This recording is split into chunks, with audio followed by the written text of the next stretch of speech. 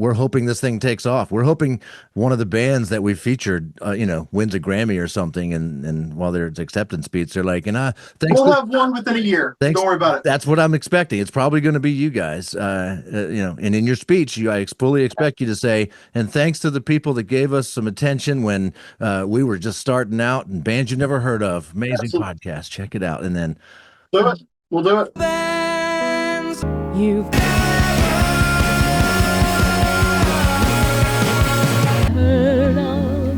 hello and welcome to Bands You've Never Heard of. I'm JR. And I'm Gary. And this is take number 2. We've gone down this path before, except that it was They don't need to know that, Gary. I was Yeah, going they to edit do. that. I know. They don't need to know that we had Zoom delayed audio issues that we have now fixed. Yes, we did. So here's the deal. I found tonight's band using AI. I opened up the Spotify app on my phone, and there was a little banner that they are beta testing an AI thing, and it says basically, ask us, like tell us what kind of music you want. We'll find it for you.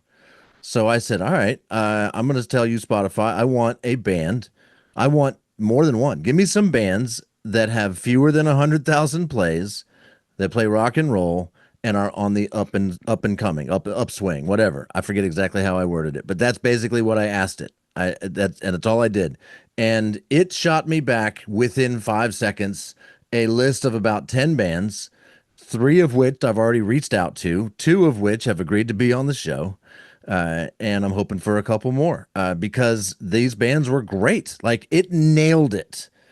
There was a couple on there that had too many plays. There was a couple that I didn't like, but for the most part, it nailed it. Spotify nailed it. So your favorite Spotify, and now Spotify's own AI is how we found tonight's band. And I promise, I pledge to you right now that I will not hold it against this band. You do not 'Cause hold they it had against they the had band. nothing against they have nothing to do with this. If whatsoever. anything, you should hold it against me because I'm the one using your least favorite things as far as technology goes.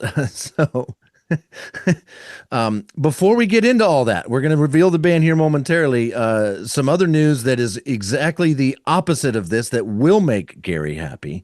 Is a few weeks ago we featured a band from Australia called Dr. Shore's Unusual Practice, and one of the interesting things about that band, Dougal Shaw, is adamant about his music not supporting companies like Spotify because Spotify takes advertising dollars from organizations like ICE and things like that, and he wants no part of supporting ICE and unnecessary wars and things like that. So he's very adamant, and it was killing his conscience to have his music available on these services. So he removed it all from all of those places, and you had to go to like Bandcamp to get his music.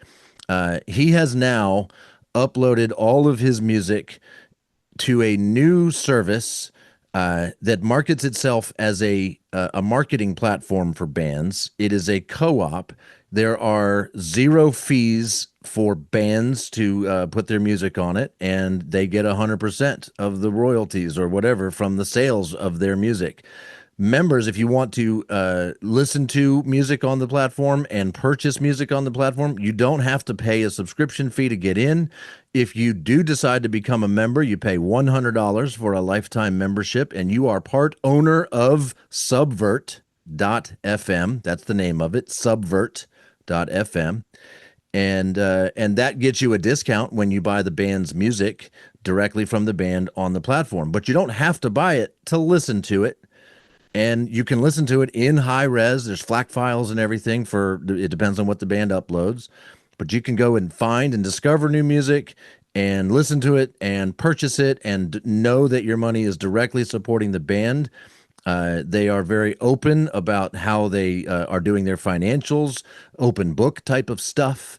And if you pay $100 and become a member, you're a voting member, so you might have some say in what they do in the future and how they do it. It's pretty small. When I signed up, there was only about 25,000 subscribers or members, but the number is growing. Every time you look, the number is higher. So people are hearing about it.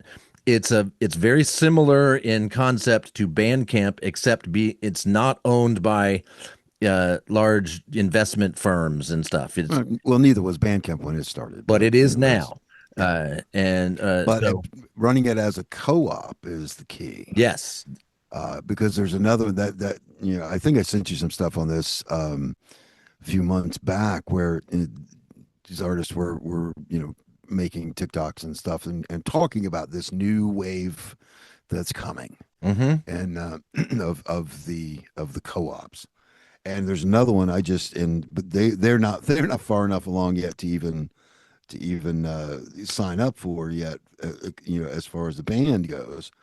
But it's called Soundseed, and I've been looking. I've actually already talked to them directly about, hey, when can we get on here? And they're like, well, that's coming. We'll let you know. And it felt like I was actually talking, and I probably was. I was probably talking to the CEO for all I know. It's like it's somebody there that is actively coding this thing to make it work, and that's what it's going to take in order for the music to be able to, for us to actually be able to disseminate this music and uh, get the following or followers that the different bands deserve. It's definitely not through these hyper corporate, uh, you know, billionaire owned Yeah. conglomerates that are just there to pocket mass amounts of So cash Dr. on our Shore's work. Unusual Practice posted this on their Facebook yesterday. That's when I became aware of it. I checked it out. I signed up, paid $100. So Bindho Pod is a member of Subvert.fm.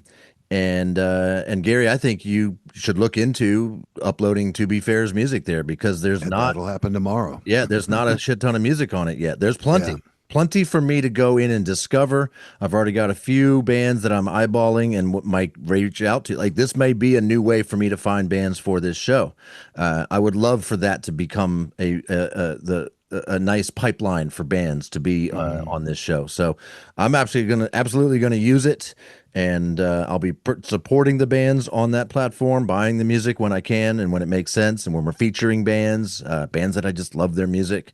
So Subvert.fm, check it out. They're not paying us in any way, shape, or form. You This could is put not it in the liner notes, a right? show. There will be a link in the show notes. Gary will put it somewhere on bindhopod.com and tobefair.com if we get our music up there. So yeah, that's definitely a thing. I could see that becoming a bigger thing and a pretty good competitor to Bandcamp. And Bandcamp's pretty great for what it is, right? So they both have their place in the world, but this is a newer one and run very differently, and I'm a fan. So Awesome. there you go. So a little AI Spotify Pro stuff, a little the opposite end of that spectrum stuff for you. And we're all over the place here at bands you've never heard of. Tonight's band is one of the first bands that came up when I asked Spotify's AI for bands that were perfect for this show, and I immediately started grooving to their songs. And so I'm just going to show you who they are. We're going to start sharing my screen. Share with sound so I can play you some tunes. We're going to watch their YouTubes, check out their Spotify and all their socials, because they're very active right now. So here we go. Schwa. That's the name of the band. A literary band. That's what we've been wanting. That's right. Gary, define for everybody what a schwa is, because I know there's people in our audience that do not understand the schwa. It's the soft E sound of Sean. I mean, it is what it sounds like. It's a soft E sound. When I was at this like governor's school kind of thing in high school, we walked around talking about schwa all the time. Yeah, you talked about Yes, schwa. we were nerds. So these guys are nerds. These guys might be nerds. And you gotta love a good nerd. Yeah. Let's read their bio first. Here, let's go down to their about. Combining speedy guitar riffs with retro pop hooks, the Schwa delivers high energy, overdriven power pop with modern production and an old school feel. Based in Greenville, South Carolina, the Schwa consists of Eric Intile on guitar and vocals and Cooper Phillips on drums. The two started making music together in 2015, primarily as a way to hang out after high school. Intile's arena rock guitar and nasally baritone combined with Phillips' simplistic but heavy drumming bring a unique sound reminiscent of Oasis, the Black Keys, Franz Ferdinand, and the Hives. While they keep their music upbeat and fun, their lyrics tackle complex subjects relating to the world and people around them in South Carolina. Through heavy guitar tones and pounding kick drums, they show that the South still got something to say. And then they provide a handy definition for schwa. The unstressed central vowel as in a moment, ago, represented by the symbol little a or little e in the International Phonetic Alphabet. So there you go. Sweet. So yeah, Soft E sound. soft e sound. And I think we should jump right into their music. And cool, guess what? They've got videos. So we're going to start there, right here on their YouTube. Here is their page, The Schwa, and they've got videos. And their most recently released video is for their song Painkiller. It is a whopping 1 minute and 52-second long song, and it is the longest of the songs they've released this year. So that's where we're starting. This is the Schwa with Painkiller.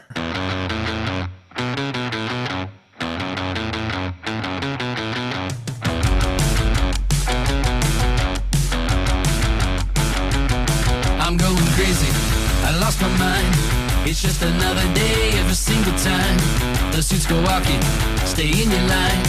It's just another day every single time. Cause I've been thinking to myself, yeah, that's all that we know. Another year older, saving nothing but hope. It's got me out of my mind and out of my health. But now this time I got something to help, yeah. Painkiller, take it away. Go and ease my mind, lift me out of this plane, yeah.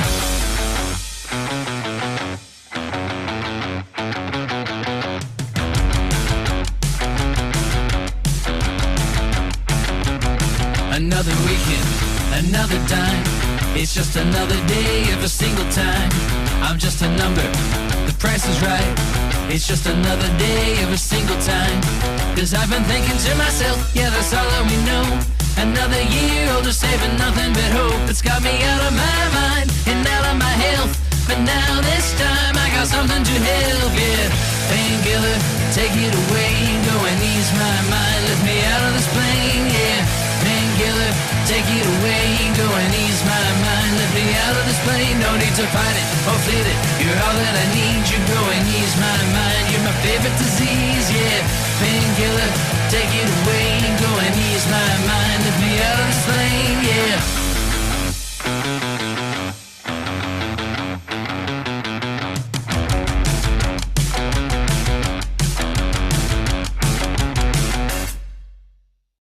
There you go, Gary. That's the Schwa with Painkiller. Your thoughts? I rank them right in there with all the folks that they've mentioned in their bio, but the one that they didn't was White Stripes, which is right. And I think and I have a feeling I know why they don't. We'll have to ask them, but I think they just don't want to be. A lot of people don't want to compare themselves to White Stripes because the White Stripes were so humongous, and you're just like, oh no, we're not worthy, that kind of thing. And that would be the only reason I could imagine that, because you got cool riffs, awesome guitar tone, a whacked out Fender Starcaster with duct tape over the F holes. It's very much Black Keys and White Stripes stuff going on there with that you cannot deny.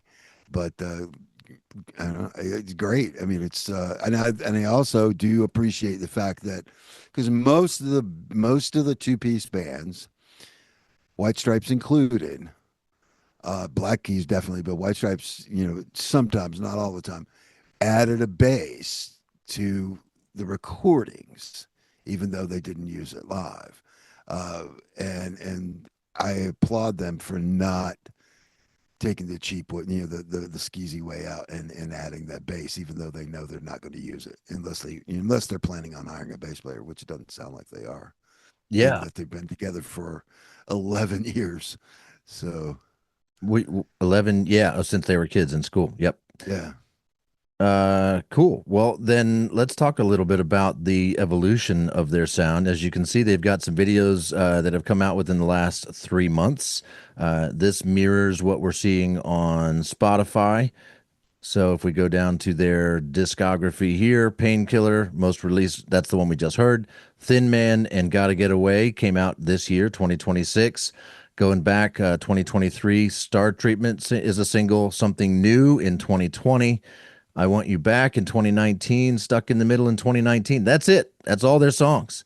And they were a different band back then. And they do have a live video. We're going to watch a little bit of it. The sound isn't great, but just to get a visual on what the band used to look like. If you're watching this episode, you've already seen what they look like now. It's just two guys in a small room in that video just playing this music. But they used to be four guys. And so here's a little bit of Stuck in the Middle from their YouTube channel from 6 years ago, a live, looks like a gig in a small bar. And so here's the Schwa with Stuck in the Middle. We're not going to hear the whole thing, though.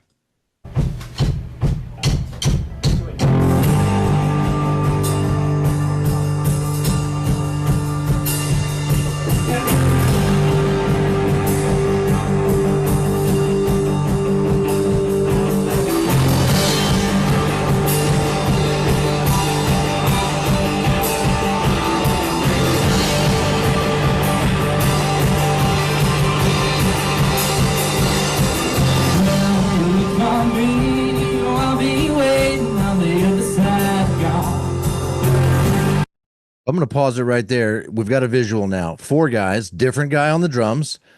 Cooper, the drummer who's the current drummer, is over here. He's the bass player, yeah. Bass player. This guy and the drummer, not around anymore. This is our lead singer, vocalist, and guitar player. So it's just these two guys left. I'm curious why they went from 4 to 2 and what the deal is with that. Are you curious? I'm planning to ask them. Oh yeah, definitely curious. But I mean, I kind of know also simplicity.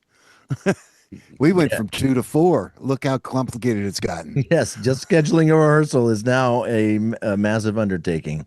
Yeah, so let's hear that song as it was released, the studio track for Stuck in the Middle. It's actually the first song this band put out, just to get a feel for what it sounded like back then. And I'll be curious what they do. They still play this song? How is it different as a 2-piece instead of a 4-piece? And it is almost their longest song of all time. It's not quite, at 3 minutes and 32 seconds. This is the Schwa with Stuck in the Middle.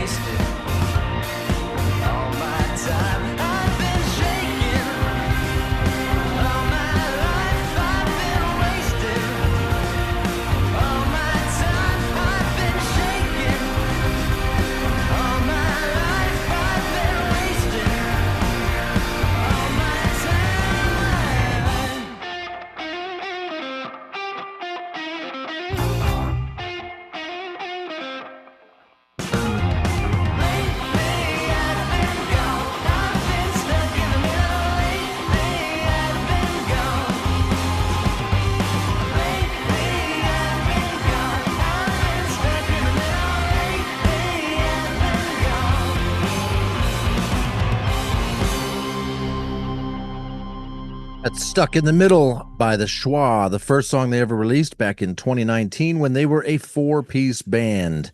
Your thoughts on that, Gary? I've got a lot of thoughts on it. So that was a very, very kind of traditional rock song. They actually have more than four pieces going. I don't know if you noticed the little bit of organ going on in the background. Mm-hmm.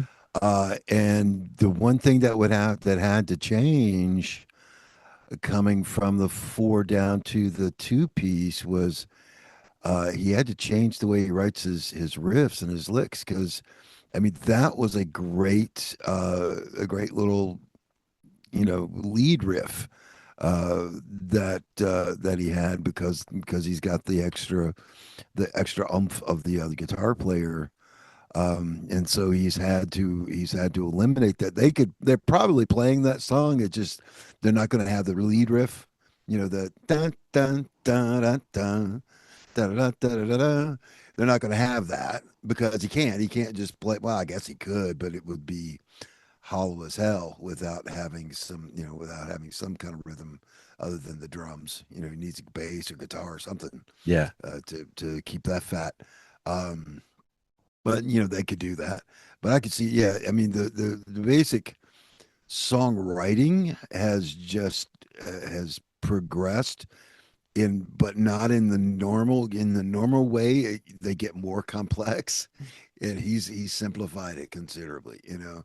But that's kind of what you have to do to get into that format of. I mean, it sounds like they're pretty seriously two people, now, and that's what he's writing for, and that was our problem. I never wrote for two people. I wrote for a band with a horn section and strings and four keyboard players and six guitar players and all that. So he's definitely shaped his songwriting, or their songwriting, to the two-person format, and it shows, because the Painkiller was a very complete song without any other accoutrement. These guys got some good heads on their shoulders. I want to tell you about my interaction with them so far. It has been a Did little they correct different. your grammar at all? They did not. They did not. They're nice guys, really nice. And I'm gonna go out and say on a limb here and say that they are the most proactive, prepared band for being on our podcast that I've dealt with yet. Wow. They're very smart about this whole music thing, and there's a reason for that, and we'll get to that. But here's what they did. When I emailed them and said, "Would you be on our show?" and I gave them my spiel about what we do and all that stuff, they responded very quickly, said they would absolutely love to be on our show, and could they deliver a unreleased song for us to play on our show? I didn't have to ask them for that. They said, "Can we Wow. do that?" I said, "Hell yes, you can do that."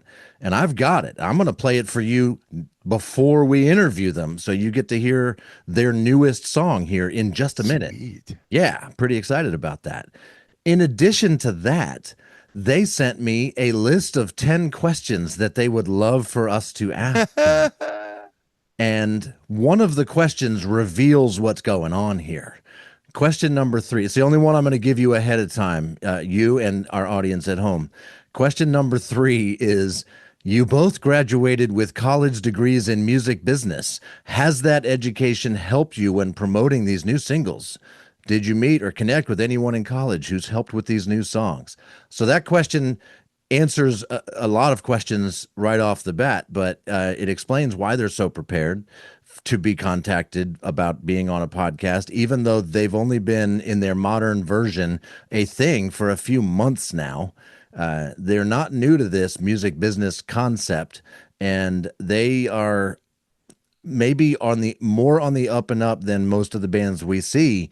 They're for only having songs out for a few months. I mean, Gotta Get Away was released earlier this year. It's almost got 7,000 songs. That's pretty fast. They're Yeah. supporting this with a lot of social media presence. They have built a room in which they film their content. That's the room we saw them in that video.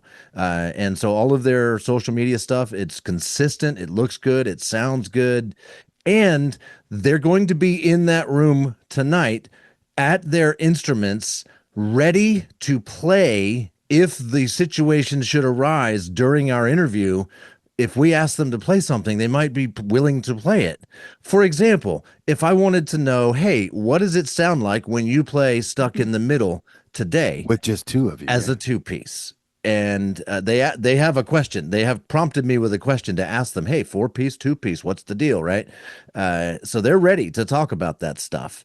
And I'm hopefully they're ready to play music like that and reveal what it sounds like to take a 4-piece song or whatever piece song and get it down to 2 pieces. Pretty excited about our live interview with the This is Schwa. pretty awesome. It's pretty freaking cool. You want to hear their new song? Yes, I do. I thought you might. Play it for moi. So this song is going to be released on May 27th, Wednesday, May 27th. We are dropping this episode on Wednesday, May 20th. And so you get a full week. We get a full week of worldwide exclusivity.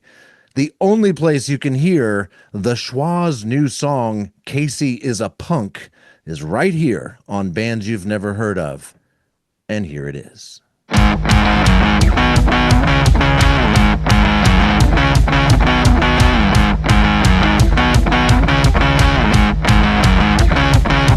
No more pretty face, and no more keeping it cool. She's trading sweaters for leather, chasing something new. Cause Kasey is a punk now, oh no. No more books, only magazines. She's trading writing for fighting all your pretty things. Cause Kasey is a punk now, oh no. Where did we go wrong? Where did we go wrong? Kasey is a punk and she's coming for you now. Where did we go wrong? Where did we go wrong now?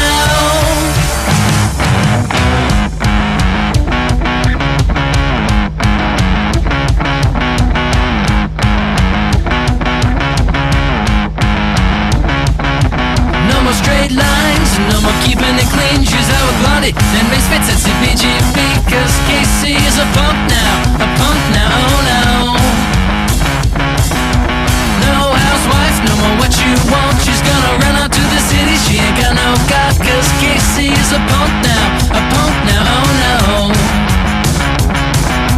Where did we go wrong? Where did we go wrong? Kasey is a punk and she's coming for you now. Where did we go wrong? Where did we go wrong? Bless my life to my USA. Just to blink my eyes, watch them take it all away. Teenage dreams got the youth estranged. Where did it all go bad? Man, time for change, yeah.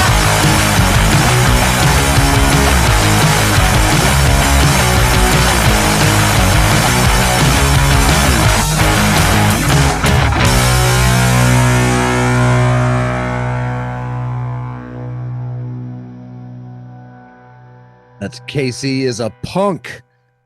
As yet unreleased single by the Schwa, the band we are featuring this week on Bands You've Never Heard Of. We are the first people to hear that outside of their world. Gary, what do you think? I think that could take them to the next level. Right? Honestly, absolutely. I mean that it's got well, the guy writes hooks, man. He writes catchy earworms. There's enough repetition in it, but not too much. You know, it's like you can take it to the extreme always, and to where it's just like, do you have any more other lyrics? Did you just run out? But he did it. He takes it right up to the edge, but so much that you got to be singing along. If you're not singing along by 30 seconds in, then you're kind of dead inside, and that is that's some great stuff, man. And I love the guitar tone. Once again, that's where I'm going to focus in on the what are they doing to get these to make this happen? Is this the work of a third person, or is this all them? Yeah. And I have a feeling it's all them, but When it comes to I'm guitar not going to tone, assume. when it comes to guitar tone, I just know when I like it and when I don't, right? Mhm. I have no idea what's going on, but I would describe this guitar tone in this song as dirty but clean at the same time, kind of like crystal clear dirty. Like it's like maybe revealing how dirty his guitar can sound without being like nasty, grungy, filthy dirty, right? Like Mhm. there's a precision to the dirt that I think is required for writing a 2 minute song that's a banger like this. Yeah. Um, Am I close at all I in wouldn't, describing his guitar tone? I wouldn't describe it as such, honestly. But that's not. I mean, that's not saying that that's a bad description. That's just not the what I would do. I would, because to me it's a little dirtier than what you're saying. I don't. The precision is literally in the writing. To me, it's just it's razor sharp writing, and the production is, I mean, everything just fits right there. You can hear everything. I would pull up the kick drum just a little bit, but everything just fits right in, right in that, that center mass of our brain, so that it hits exactly right. So Yeah.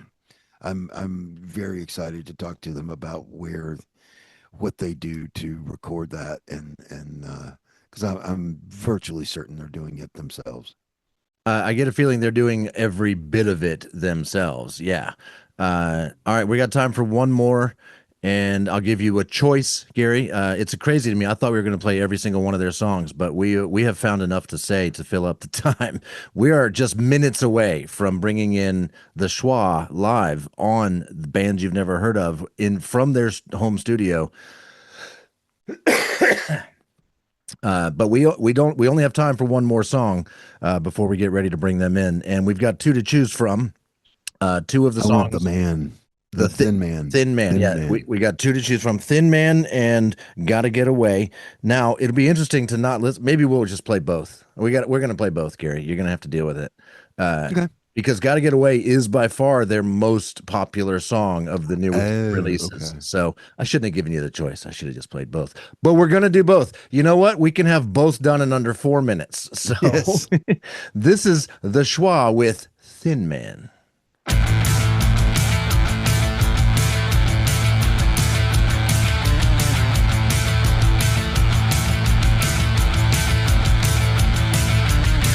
Live fast like the thunder, going up, watching people going under now. What more can you want now? Get gruff, you got the upper. Hit low like the lightning when it hits the ground. What more can you want now? Thin man, acting so tough. I'm pointing at you while the world blows up.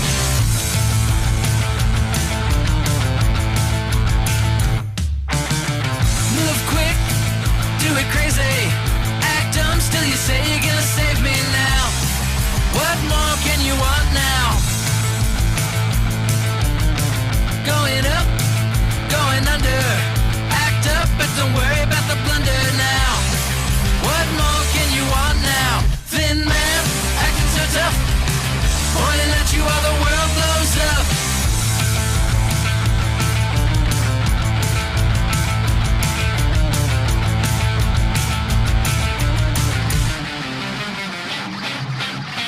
Thin man, acting so tough. Pointing at you while the world blows up.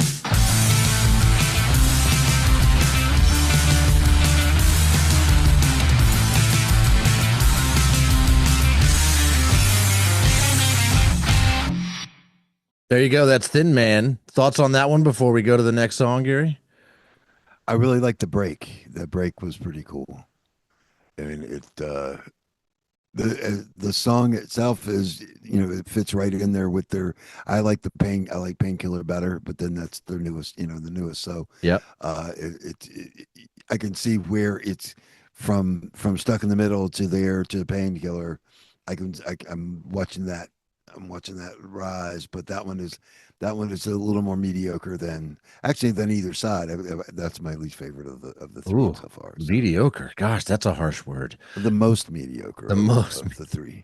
of the The three. red, which is still pretty high praise. Well, this last song we're going to play on Spotify has almost 7,000 plays, by far their most played song, and it's their most played video on YouTube, even though it's just the official audio and there's no actual moving video, just a picture of the two dudes. This is Gotta Get Away by the Schwa.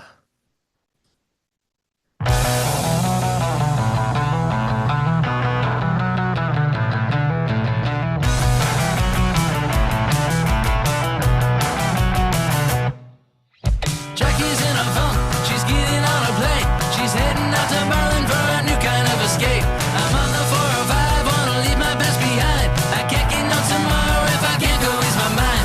Tell them what they want, tell them what you say. You gotta get away.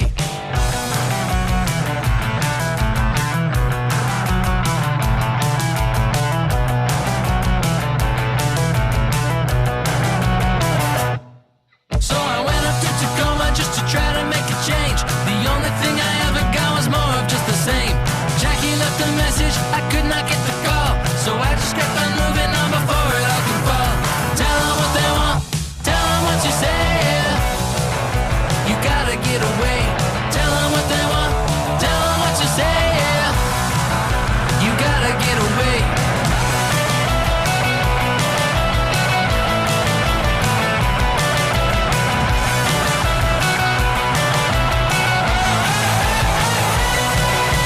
Tell them what they want, tell them what you say. You gotta get away. Tell them what they want, tell them what you say. You gotta get away. Tell them what they want, tell them what you say. You gotta get away. Gotta Get Away. That is the Schwa and their most played song, Gotta Get Away. Thoughts on that song, Gary? Yeah, I know why it's the most played. Because it's the best. Ooh, it's the best. Yeah. What makes it No, the I mean, best?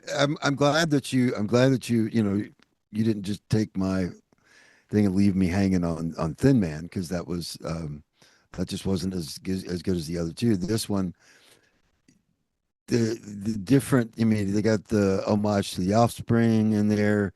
They answered the question of, are they, will they sometimes pretend that there's more musicians than two?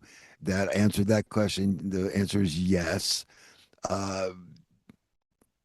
But still with the great hook, and once again, the great guitar hook, the little lead hook is perfect for that song and for the everything about it. Um, it was just and I just enjoyed the song more. It was just an excellent song. Yeah, excellent. I'm showing you now, Gary, their social media stuff. They're on Facebook, posting videos when they release stuff, singles, and just little one-offs, basically reels. If we go to their Instagram, it's all the same videos, and they're very active, doing most of it from their room that they purpose built for this reason, so that they could have a good look and have some quality stuff going out. And as you can see, a lot of stuff on their Insta. It's the same stuff on their TikTok. They're a cool band, and they called me and said, "Hey, apologizing if we're being too presumptuous or controlling, but here's a list of questions we want you to ask us." And I said, "That's cool, man. We'll ask those questions. Not a problem. A lot of them are the questions we would have asked you anyway. And as long as you're cool with us asking whatever other questions might come to our heads." So they're like, "Yeah, totally."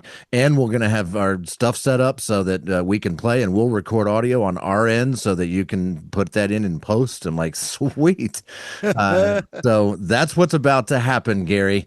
They are waiting in the waiting room, but I told them very clearly that they're going to need to be ready at 6 p.m. If they're in early, fine. You're going to go smoke your cigarette. I'm going to go ahead and talk to them and make sure we're all set up, technically speaking. So when you come back, we're ready to roll with the schwa. Sounds perfect. We'll see you in a minute.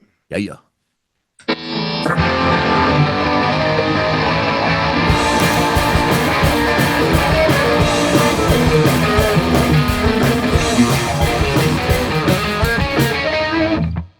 Yeah, everything should be good. So we sound good to you, and you sound clear as day to us. So that works. Good. And Yeah, you sound clear to us. We have you on a TV, and we just got a camera on us. And if you want us to play anything, we got stuff mic'd up. But otherwise, we'll just sit here and talk to you. Just let us know. we came up with something specific we want to ask for you to play, but I'm going to save that for the show. Okay. Unless you, it's probably something you're completely prepared for and can play no problem. So We'll see. we'll see. I hope it is. I hope it is. I think that'd be more fun. If it isn't, then we'll just have to deal with it. Yeah. Luckily, it's not a live audience. Yeah. Exactly. We can fix it in post. Perfect. Some of our best videos have looked like we've, did it. Yeah. Uh, So how are you? How's the how long were you guys doing the podcast? We were sitting around the last hour thinking there's just two guys we haven't met just talking about us. That's interesting. That's exactly what's been happening for the last hour. No, that's awesome. Music Yeah. discovery is pretty great. So, Absolutely. No, that's really cool. No, I like the idea. We immediately got your email and I was like, oh, that's awesome. We gotta talk to these guys. So yeah, I appreciate it. Yeah. yeah, no problem. We're Thanks for reaching out. Excuse me. yeah, we're hoping this thing takes off. We're hoping one of the bands that we featured, wins a Grammy or something, and while there's acceptance speech, they're like, thanks. We'll have one within a year. Thanks. Don't worry about it. That's what I'm expecting. It's probably going to be you guys. And in your speech, I fully expect you to say, and thanks to the people that gave us some attention when we were just starting out and bands you never heard of. Amazing Absolutely. podcast. Check it out. And then Do it. We'll do it. all the other bands that we featured on the show will benefit. We'll benefit. You'll benefit. Everybody wins. That's awesome. Schwasum is this. Schwasum, yes. It's Schwasum. I love it. Schwasum. Oh, that's gonna be Yes. that's gonna be on the thumbnail. We've got a lot of schwas. We have stickers and schwa stickers. That's not as fun of a pun, but it's out there. It's hard to avoid. But we like schwasum more. I'm just gonna, before Gary comes out, I'm gonna drink some Schwater. Yeah, he comes in. Let's just be singing a song we wrote for him called Gary. Gary, come home. Oh, perfect. Welcome, Gary. Welcome to bands you've never heard of, to the Schwa, Eric and Cooper. The room you're in looks really familiar. I feel like I've seen this in a bunch of TikToks and some videos. Sure. It looks like a pretty cool room to hang out in. How are you guys today? It's doing good. I'm good to be here. Yeah, we're And, doing good. Good to be in this room. We're Yes. gonna spend all my time. This is We're trapped in here. I can't It's the leave. truth. actually, you got the door. We're forced to make rock and roll. We're trapped in here all the time and just finished up a little band practice and we're glad to be here. Excited to talk to you guys. So is this a room in the basement of one of your homes, I presume?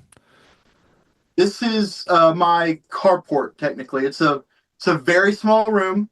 We can't add a third person to the band because there's just not enough room. And I'm the size of two people, so we can't have any more. But there's a little bit behind us where we keep some storage. You don't see in the videos much, but we pretty much write, record, and film all our content in here. Yeah, because that was one of my first questions. But I want to start at the very top for me. How did you come up with the Schwa? Because that was when I saw that name, it took me right back to junior year in high school, which we had our little Schwa club, and that was like, oh, these guys are gonna be wonderful nerds. I love this because That's what we want to hear. So how'd that come about? We are definitely nerds, and I think the Schwa is kind of a good way to show that. It was actually my dad's idea. My dad was like, always said that if he had a band, he'd call it the Schwa because it just sounded cool, and the logo is an upside down E, and we thought that would look cool in a kick drum, which is something we have not done. I guess you can't see it in the shot, maybe later. But one day maybe. We thought it just kind of sounded cool, and I think it was a cool way to honor, my dad and the music that he's shown me, and I've become invested in. And so we named our band that in high school and are still doing it over a decade later. Yeah, the other names were really bad. This was the one good name. Yeah. Oh, Definitely. what were It the was the bad? perfect name. What were the So bad names that you rejected? The original name was going to be, it's his idea, the Aftertones, Yeah. which we thought sounded like a barbershop quartet. Yeah. I really Yes. wanted to name the band. I really wanted to name the band Aaron Burr. This was before Hamilton came out. Yeah. Oh. My name is Eric. He saved me a lifetime of people thinking my name is Aaron. I think a lot of it was just because I have enough of an ego to where I was like, I don't want people thinking that you're Aaron Burr. Like, I want it to be a group thing, you know? So, yeah, Aaron Burr was struck down pretty hard by me, but that would have been also nerdy, which I like too. But we're the Schwa. We kind of, when we came back and started making this new music, we weren't sure if we were going to stick with the name, and we were like, it's always just kind of creatively been you and me. So, the Schwa it is. And The Schwa. Yes. you two specifically have been playing music together for how many years? Since high school? Yes, I believe 12 maybe now, or 11, 12. 11 or 12 years. We met in the 8th grade. He Does said that count? 11 a checkout line? we wrote our first song in a English class in high school, and then we had a crazy idea. If he had played guitar since he was a little kid, and I was like, dude, I'm gonna learn to play guitar too, and we'll start a band. And we did, which I don't think a lot of people do. Like, I'll learn the instrument to play with you guys, but he's always been really the talented guitarist, and so I learned guitar and then switched to bass pretty quickly. And then we needed a drummer. And then then we played with different drummers throughout the years, and then when we came back and started doing this, I had kind of noodled around on the drums a lot, and so I became the drummer. So, but we've only been playing with me on drums for the past year or two, but it's been easy. I'm not much of a drummer, but it's easy for me to know what he's going to do because we have that history together. Nice. Gary and I have a similar relationship. So yeah, you've kind of hinted at it. It's been, we were looking at your YouTube and, saw there was a couple videos from like 6 years ago, when there were you mentioned the other drummer, was maybe a rhythm guitar player.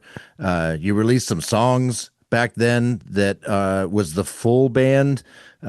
So what's the deal with that going? You were 4, now you're 2. How did that all happen?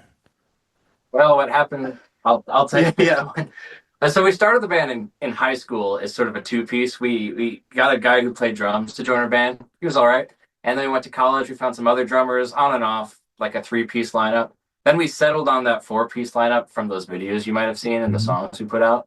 But the thing about a lot of college bands is everyone graduates and they go their separate ways. And this was 2020, so there were other weird things going on that year. One or two. So the band's kind of fizzled out. We started our careers. We moved to separate towns. Me and him, we moved to Greenville, where we live and are located out of. Yeah. So we went our separate ways, and we always wanted to start a band again and go back to that sort of sound.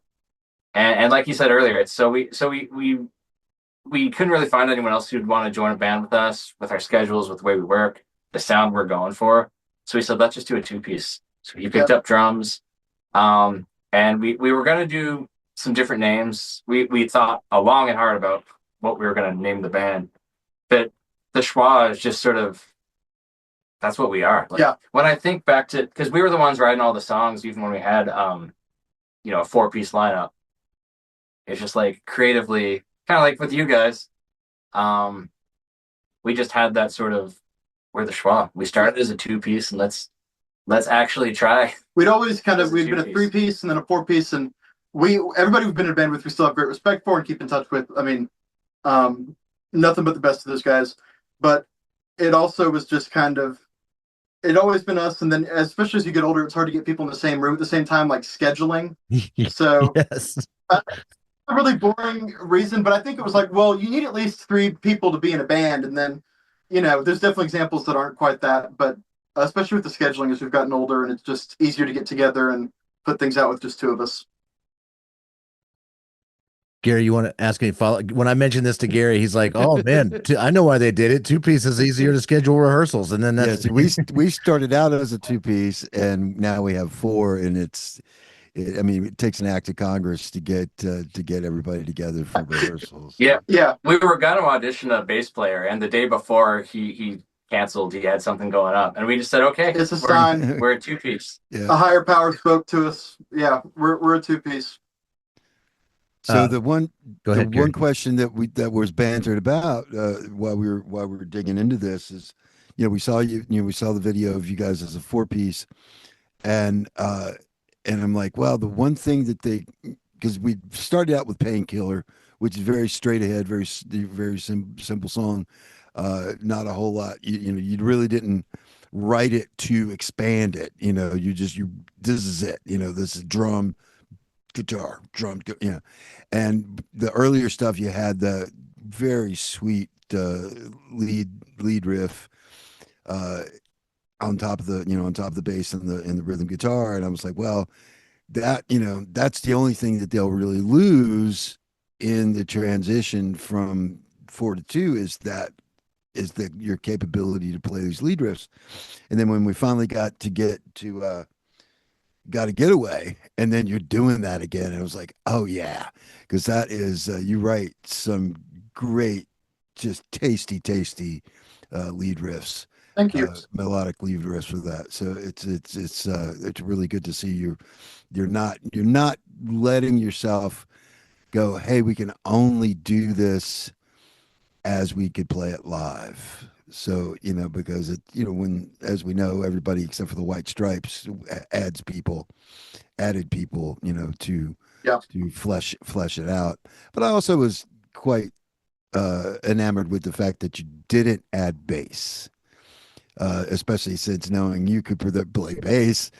Very simple, very easy thing to crutch to fall back on is, I'll just put some bass down here, and then the next thing you know, you've got all this music that is you can't even go live with because it's not going to sound right unless you somehow figure out how to play bass and drums at the same time, which is I'm working on it. Yeah, it's not impossible. I have seen it done.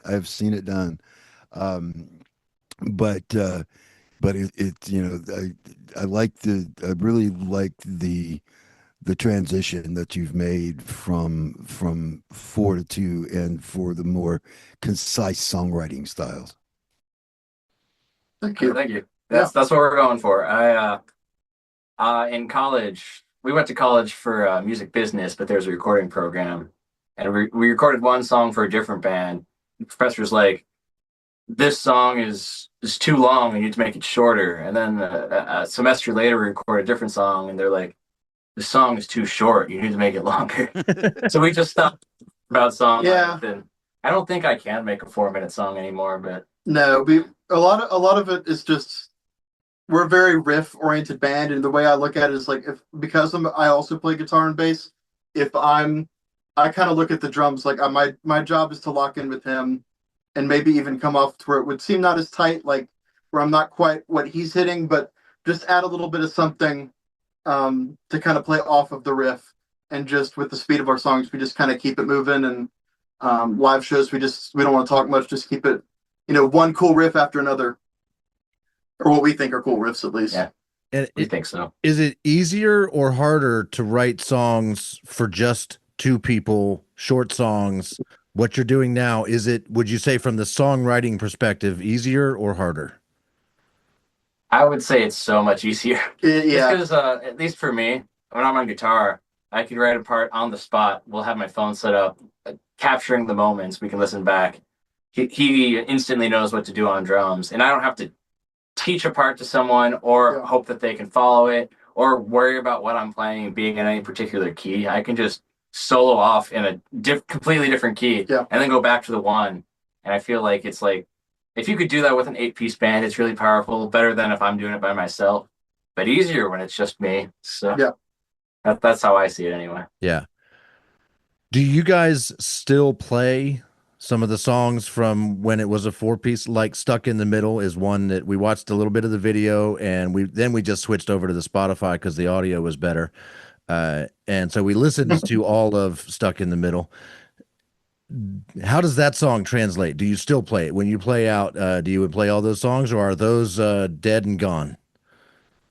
We have not played it. I'm not going to say that we never will. I think that's would probably be a hard one for us to make as a 2-piece.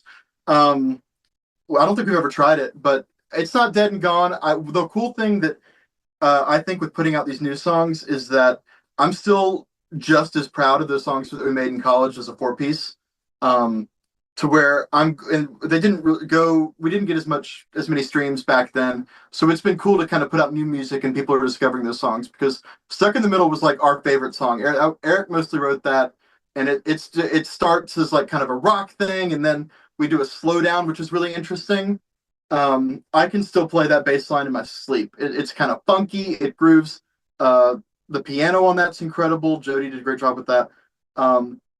So there's just a lot in that song that we haven't tried with as a 2-piece, but never say never, but we haven't tried it. We're more focused on trying a different sound right now, I think. Oh my God. We are set up for the perfect thing here, guys. I told you I had a specific thing I was going to ask you to play. And you're like, Okay. I hope it's not something we can just play easily. Well, guess what? We found it. Yeah. I was going to ask if it's possible, if you're willing, what does that song sound like as a 2-piece? And it sounds like none of us know. You don't know. We don't know. Can we find out live on this show?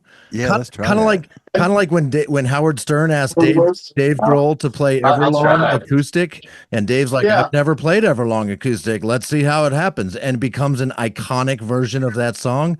That's what's about to happen here when you guys strap on and go and play Stuck in the Middle as a 2-piece for the first time ever.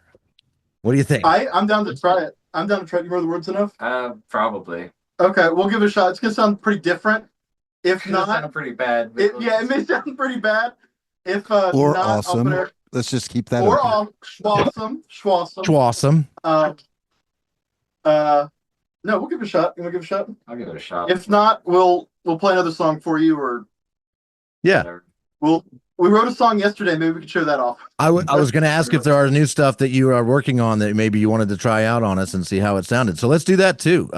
Do you want to try it? Sure. You want to try it now, and then we can. I've got a lot more questions to ask you, or do you want to put it all at the end? We're good either way. I'll try it now. Let's do it. Now. That'll be a nice unit shifter. Let's do it. Let's move this. Let's change our setup here a little bit. Yeah. If you guys don't mind. Oh, don't want to hurt that new guitar. All right. I love it. So instead of a little E on your drum head, you've got the Pearl logo turned a little bit at a funky angle. I assume that's very much on purpose. Yeah, it just keeps it easy to put a mic on. Yeah, just that. Recording? Play it like really straight up. Play it really straight up. Okay. And you guys are recording this on your end, right? So we're not going to be just relying on the Zoom's audio for this. You guys got your own separate recording rig. Yes. Yeah, we got it recorded. Hopefully it turns out all right. Hope you can hear us okay enough right now. If not,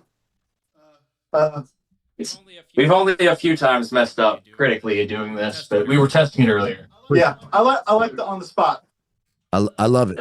This we've been doing this for a year, and I've been waiting for this moment to happen. But none of the bands seemed like they were set up for it. It didn't make sense. We didn't really work it out ahead of time. So you guys get major props for coming in prepared to do this and willing to give this song a try, big time. So awesome. Yeah, play it similar to how we do Maddie or that song we just wrote. I'll start with just a kick. Okay. No time to do that. Just rehearsal. Sure.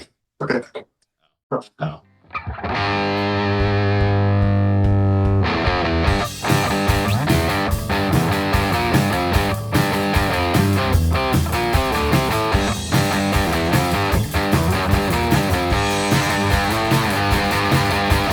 Well, you look for me.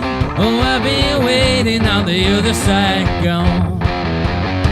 What does it mean? Oh, I've been waiting on the other side, gone. Just no peace. Oh, I've been waiting on the other side, gone. For sweet relief. Oh, I've been waiting on the other side, right on the other side, gone.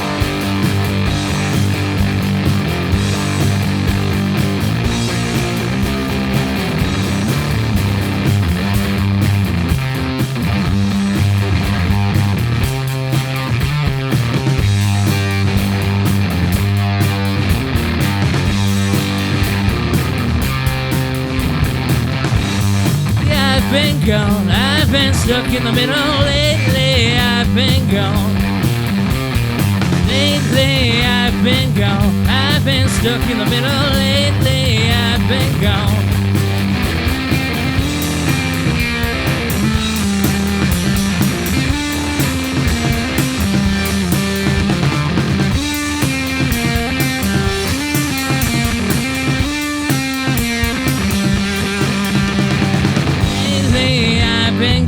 I've been stuck in the middle lately. I've been gone.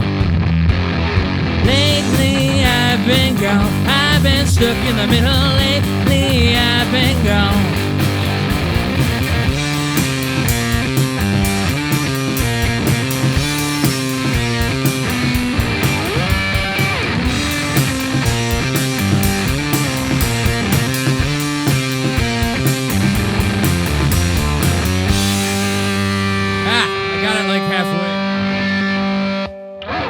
I got it like halfway. Right on, guys.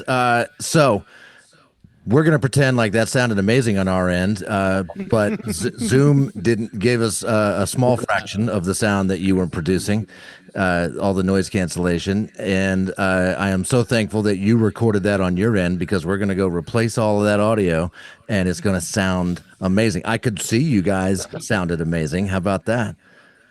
It was all right. I kind of got it halfway through, to be honest. But you know, that's but we the did joy put of you it. on the spot, so Yeah, that's the thing. So I think that was the first time I played that song since 2019. So wow. I do think it may have not been the best take on our end, but I like it on the spot. I think it. If you listen to the original, you can kind of see what we just did is pretty different, and I think you can kind of see how we translate what we would do as a 4-piece into what we do as a 2-piece, because it's a little bit of a different thought process and songwriting process, I think. Yeah, so what we were hearing just now was just a little bit of the guitar riff and the vocals, and it was kind of muffled because Zoom was being overloaded. Drums were completely removed. So I'm excited to hear the recording that you're going to send me.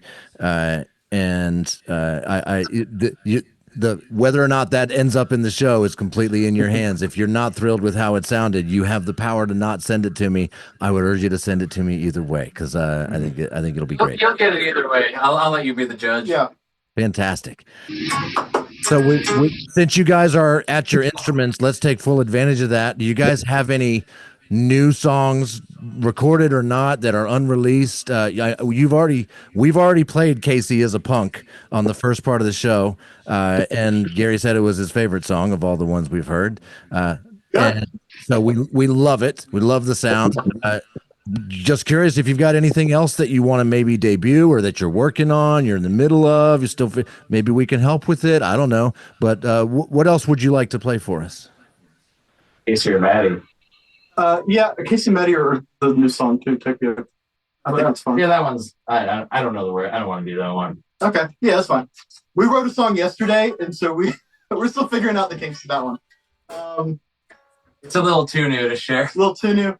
We can do Kasey as a Punk for you. Just curious, what you guys like about it? Gary, you said that was your favorite. What about it? Just the structure and the melody was just pretty much bang on, and I really like the fact that it sounds like two instruments but doesn't sound like two instruments, if that makes any sense. It's just it is further, it's like further along in the evolutionary scale of two-person band, and that is that's about as good a praise as I could give for it. But I also did like Gotta Get Away. That one, those two are like my two favorites for sure. That one become my favorite. Kasey as a Punk is probably my favorite I've done. Yeah. We can play it for you. Yeah. We have two we can maybe show you. That's all right. Yeah, we can do a little. Let's do it. I'm all ready for Kasey.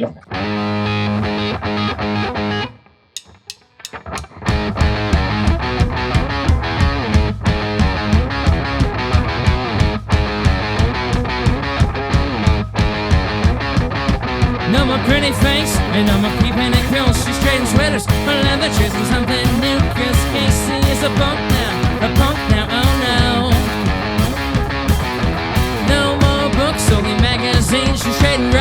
of hiding all your pretty things, cause Kasey is a punk now, oh no.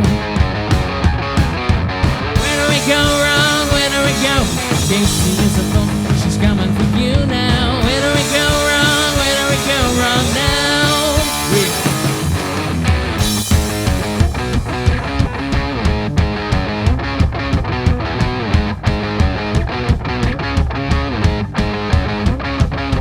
No more straight lines, no more keeping it clean. She's out with Blondie, then Miss Mitzi, BG and Pink. Cause Kasey is a punk now, oh no.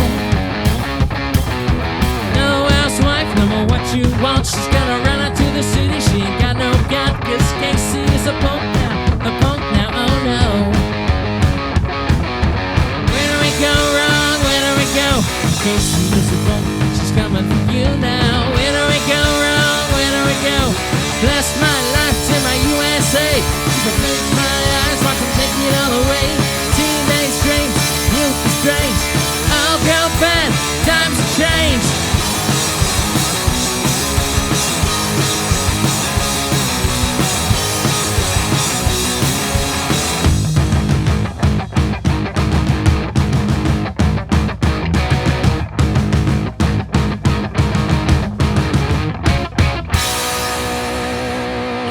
Yes. Oh my God. Cooper, I love watching you play drums, and you are getting into it. It's a whole body experience for you. And I swear the dynamic of you two, if Gary and I had met in high school, I think this is what we would be right here. I watched your podcast when you sent us the email, and I got that impression. So I'm really excited to talk to you guys, and we just love talking music. I mean, Yeah. It's fun. He is jealous because you get to sling your hair back and forth, and JR doesn't get to do that. So I've been growing it long for the first time just because of I want to look cool when I'm drumming. Yeah, it does look cool at drums, Yeah. doesn't it? It's working. I look pretty cool when I'm over here. So, full disclosure too, I think it's the best time we've ever played that. I don't know. Oh, really? Just don't listen to the second verse. It'll be great. We'll fix it in post before we send it. It's fine. Sitting down, guitar, but I sing better sitting down, so we cut the difference. He squats. Yeah. Were you guys going to play another song too? We can. We can. Probably our next song. Probably the next song after Kasey. Yeah, we have a knack for releasing songs about girls' names these days. Yeah, we had this one actually will probably be our next single. It was not actually written by us. We had a songwriter who wrote a big, I won't say who it is, but he wrote a hit in the 80s of a song that we really like, and he reached out to us and said, I wrote a song, I think you guys, could do something with it. And so we gave it a try, and I think it's gonna be our next song. We're really proud of it. It turned out really well. Yeah. God, I feel like they're about to rickroll us.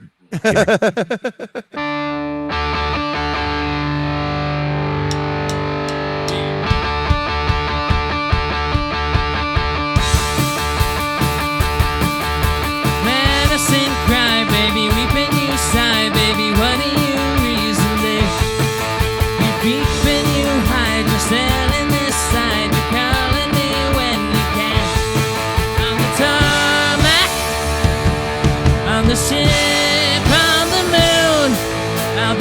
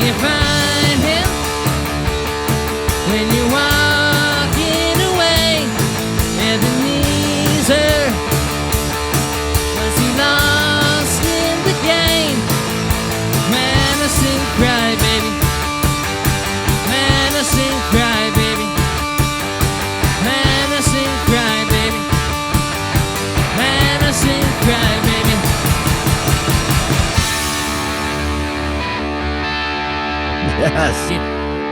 Oh man, this is great. We need to talk about these songs. Can you tell me more about Kasey as a punk and like the like I don't know what was the inspiration for that? Is there a Kasey?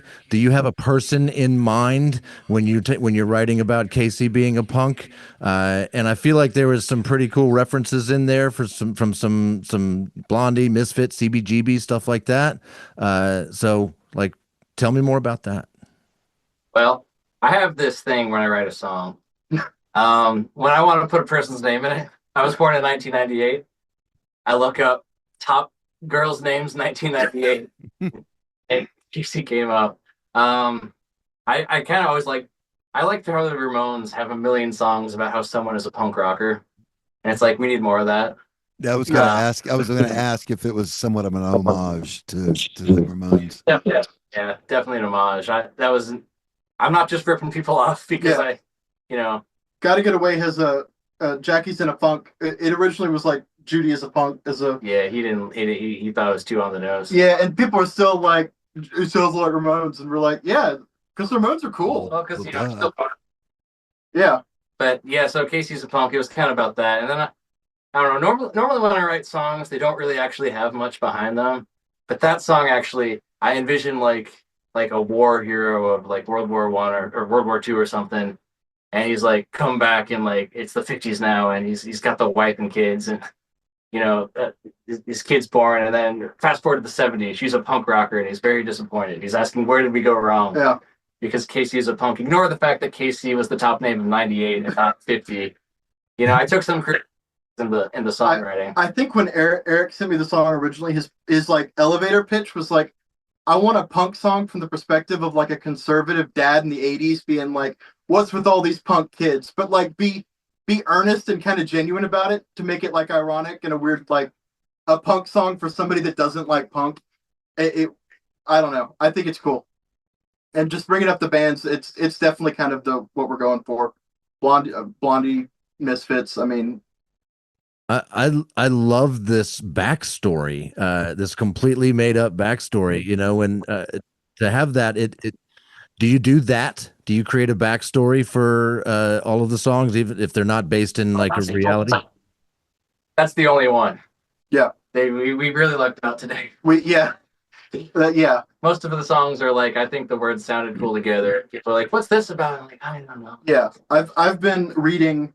Paul McCartney put out a list of like a lot of his songs. I don't know if you've seen this, and they'll have his lyrics and then how he wrote it. And he approaches songwriting as like I'm going to come up with the character, and then write a song about that character. And we don't do that a lot, except for this song. And I'm glad. That's why I'm interested to hear That's why it's their best song. It's why it's the best song. It's why I want to hear why Gary liked it, because I think I assume Paul McCartney knows how to write a song. He's pretty good at it. He does pretty good. Yeah. He may take off. But yeah, and one of the other things that I had actually forgotten about when you asked me about it was that a lot of songs repeat the main phrase a lot, and this song goes right to that edge. It's so much that it drills in, and within 30 seconds you're singing along, but it never goes beyond the thing. You're like, would you please go get some more words? It never made it there, which is a real tough line to hold. And so that was one of the main things, actually one of the main things that I really enjoyed about that song was that it's a lot of Kasey's a punk, yet it wasn't too many, and that takes a lot of control. It takes the a knowledge, or at least a capability of knowing when to quit. We try to keep them short and sweet, and just we do like repetition a lot too. We're really big fans of Sparks. Oh no, we're duos. We just love duos. The duos make the best bands. But we're big Sparks fans, and they use repetition a lot. And just, I think with the short and sweet, mix it up. Keep it coming. We're a rock band that like never really got into Radiohead. So It's the best way to put it. Yeah, we just short, sweet power chords. You know, I'm with you on that. I also never got into Radiohead. It just didn't make sense to me. I mean, these are short songs, though. Thin Man's like a minute 38. Nothing's over 2 minutes anymore. You've released 3 songs this year. You can listen to all 3 songs in about 5 minutes. Uh, it was a short part one. I'm excited to hear it. Yeah, the shortest part. We're making your life easy.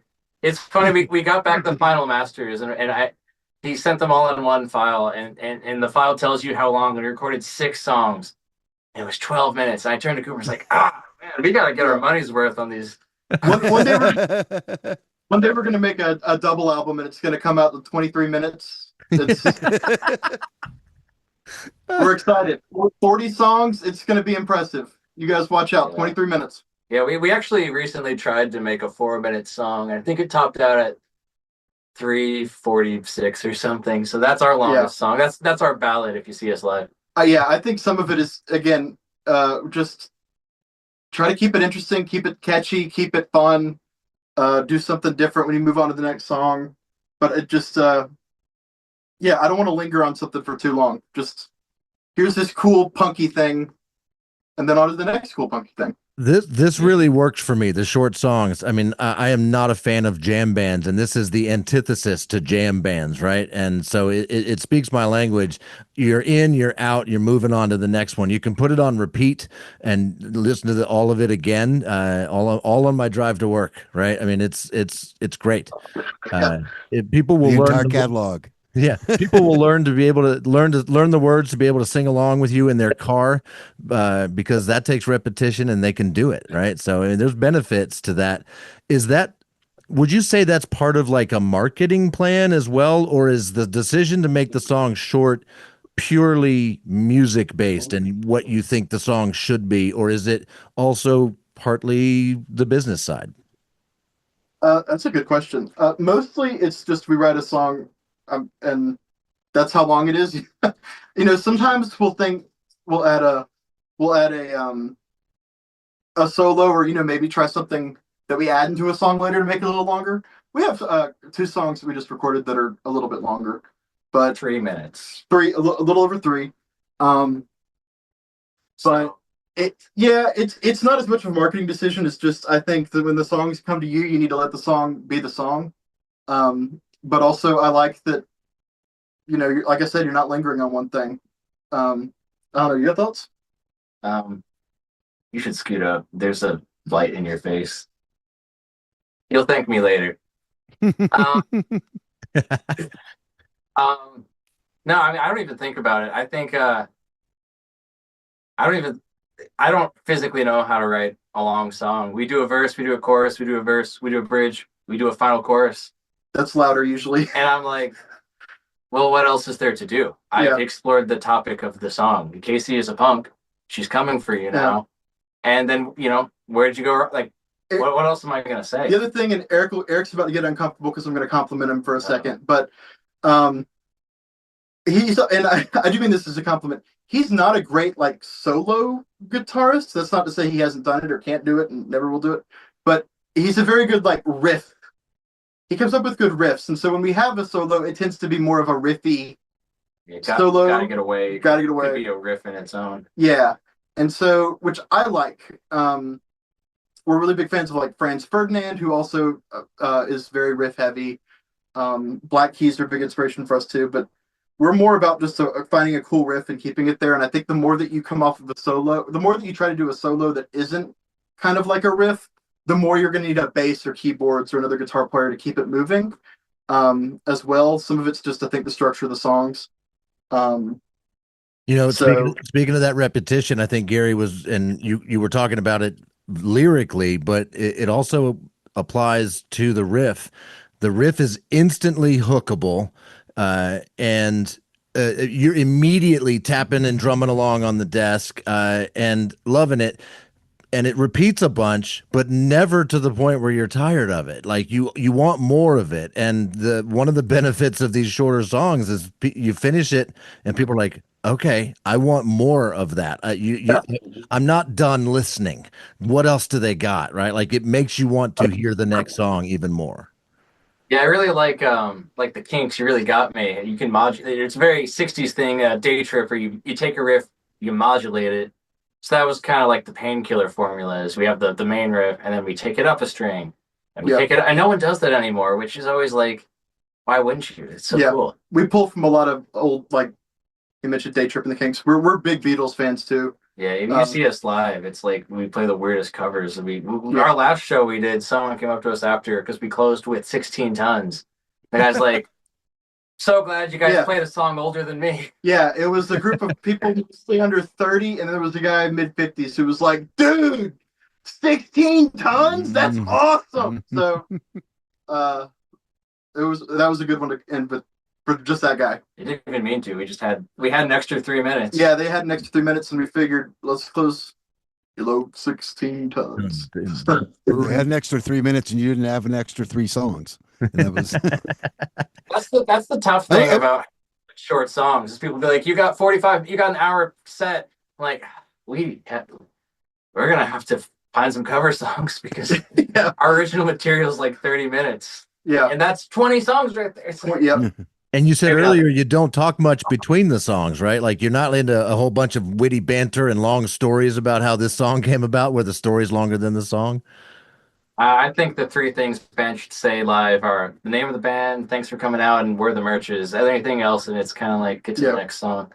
Some people are good at doing and being entertaining and telling jokes, but that's never been me. We aren't. I remember one time we did a show where we were actually kind of with a different project, and I was singing, and we were kind of had banter back and forth, and we got a good like response and laughter, and we both liked it, but then we kind of thought about it more, and we're like, let's just keep it on the music. We're not comedians, you know. And I also, it's anytime you play like a small show, the more I always think it's so weird to be like, this song came to me after a hard breakup, and you just hear chatter, like people are just talking self, and you're trying to, you know. Yeah. I think people want to hear the music. Yeah, I saved the conversations for stuff like this. You know, you guys can get the nitty gritty of the songs. Yeah. Amen, brother. If you're seeing us live, you just get the songs, and you can ask later. Yeah. So how often are you guys playing out? Are you gigging on the regular, monthly, weekly, daily? Like what's going on with that? It's turning into monthly. We played our first show in years last month, and then we got one in a few weeks. And then we've got some talks to play some more places, but you know, we'll see if those turn out. Yeah, it's always hard to get like those first one or two shows in our experience, at least, especially when we move for college. But it's kind of, if you build it, they will come. You play two, and then you meet a couple of bands, and they play more shows, and they need more people. Or they ask the band to play, and they're like, "Oh, we're not free, but the Schwa, you should push them out." I do that too. Definitely. Hit me up for a list of bands to recommend on this podcast for you. Yes, we'll send you. We always do that. Absolutely. Yeah, it's So is the hope that you are playing out a lot? You thinking about like touring and stuff? Like, do you like playing live as much as you like playing in your custom built room for playing music? Like, what's more fun? we do. I prefer live. I think he prefers the studio. I prefer the studio because, especially because, like I said, I played bass in the band before, and so I'm like new to the drums. I've never had a lesson. I've been playing just kind of on instinct for 2 years, and I've definitely have seen some progress. A lot, yeah. But I Should have been there. But I mean, I didn't know how to sing and play these riffs. So. Yeah. Oh, yeah, that's hard too. But I think I prefer the studio because I have a mentality of like, I will get it wrong the first time and keep going until I get it right. Even if it's 110 degrees in here and I'm like, need water. No, let me get it.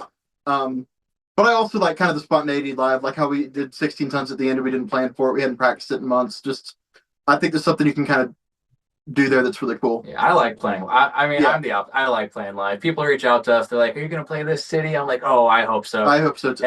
If you have any leads, hit me up. I'll try to book something. I mean, I've played more live than him in general with other bands. So it's like that's what music to me is playing live. He's more studio writing. I like both too. I mean, truthfully, music is both, isn't it? Yeah, as long as we're kind of playing together, it's like I'm just happy to playing drums. Yeah. So only 2 years on the drums. I would not have guessed it was that short amount of time. You got great chops, great instincts, and the chemistry between you two is absolutely a part of what makes your songs sound as good as they do. They're tight, they're solid. You can hear that chemistry, and I think that comes through in all of the new songs. You mentioned you had 6 songs recorded. Like, what's the plan for how many more songs are you thinking about? Is this going to just be ongoing, recording songs until till you run out of time, or what? Yeah, probably. Our goal was to, I don't know, everything online says nowadays you got to release a song every 6 to 8 weeks. And we never tried that before until this year. And lo and behold, it's kind of been working. Yes. So yeah, if anyone's listening and they're in a band, let's release a song every 6 to 8 weeks. There needs to only be 2 of you in the band. Start there. Yeah. Or else you're gonna have a new bass player every 3 months. Yeah. So that's kind of the plan. Kasey's a punk. I guess that's premiering here. So Yes. it'll be out next week or the week after. Next Wednesday. Yeah, and then the other Madison Crybaby, that'll be out a month or so. And mid-July. we just recorded 4 more songs that we just sent to the mastering engineer, that guy's a pro. I can't wait to get those back. So we have music recorded to release through the end of the year. And then I guess come November we'll record some more songs. I do think we had to have a little bit of experience we definitely got experience playing live and recording with the band in college, but I think we've been able to, like this room in my house, we set up this carport room. I built these, I don't know if you can see it, but the soundproofing, I built that with my mom. Shout out to my mom. Yeah, there we Let's talk go. about soundproofing for a second. Yes. So we kind of built the room. We built the room and then practiced a few songs and then recorded them. We recorded 6 of them. We have a good connection who mixed them, who I think did a really great job, and then mastered them. So we had the 6 songs ready to go, and we thought we'd drip feed those out. And so throughout these weeks, we're trying to find shows. We're making the content to promote it.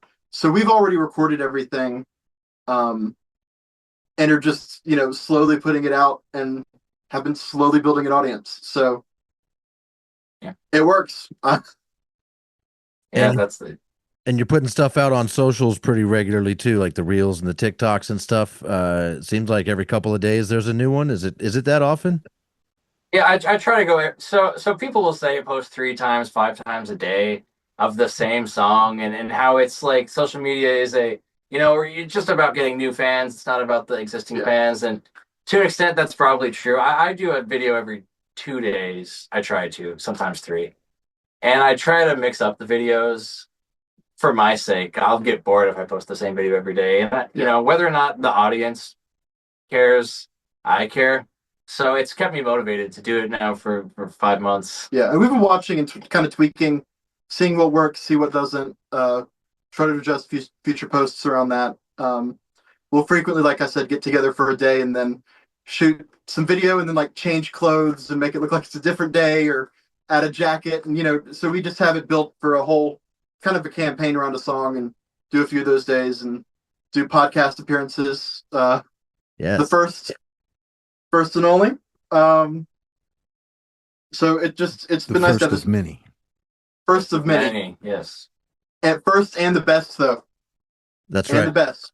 All downhill from here. I like that you're willing to put videos out there, warts and all type stuff, like the video with the mic not working at your gig and stuff. I feel like videos like that probably are endearing to people. I would think that would perform well and make people kind of realize, hey, these are real dudes really doing this. Have you seen a lot of growth from the socials that you're putting out so far? Yeah, actually, we've had some videos do pretty well for us. Some on platforms better than others, but we're learning. Yeah. And if we didn't do the growth, we wouldn't be sitting here right now. Videos. So we're gonna keep doing them. And I like that we do a nice variety too. We'll show some live mistakes. We'll show us playing live. We'll lip sync. I hate lip syncing. You feel so dorky. In a lot of bands, that's all they do on social media is lip syncing. Yeah. I do it because I have to It's weird to promote the recordings that I'm proud of. We'll come in here and play the song 100 times, which I mean, again, is only about 30 minutes, but but it's just we're both like sweaty by the end of it. We do get good at playing it after. Yeah, we've noticed after lip syncing, we're way better at playing the song because you just run through it 30 times, having to play to where it's on beat, and but it's just we're hot. It sounds bad in here. I usually have like the snare off, so the drums sound like crap. We're irritated, and then you have just our a friend with a phone or a camera right up on us, and I never know what to do with my eyes. I don't know where to look. No, I don't know where to look. Because he always just is like, look at wherever looks natural. And I'm like, oh, does it look good though? My go-to is just the hair. Yeah, see, you can't do that. The hair's the thing, definitely. So the hair's the thing. The Painkiller. As far as where to look, a lot of times you want to look right into the camera. Fuck this shit of look cool. Look right in the camera. If you can catch somebody's eyes, man, you're gonna that's when you get the real fans. And just break that fourth wall. And I mean, look at me. Everyone sees my eyes all the time. Oh yeah. Get that. Don't be afraid. Don't be afraid to just literally stare into the camera if you're if you're doing that. And Gary hasn't seen all your socials yet. I have. You do that, and I think it does work. We've done it a few. There's a band that I'm friends with. She was giving me advice for social media. She was like, turn off all the lights.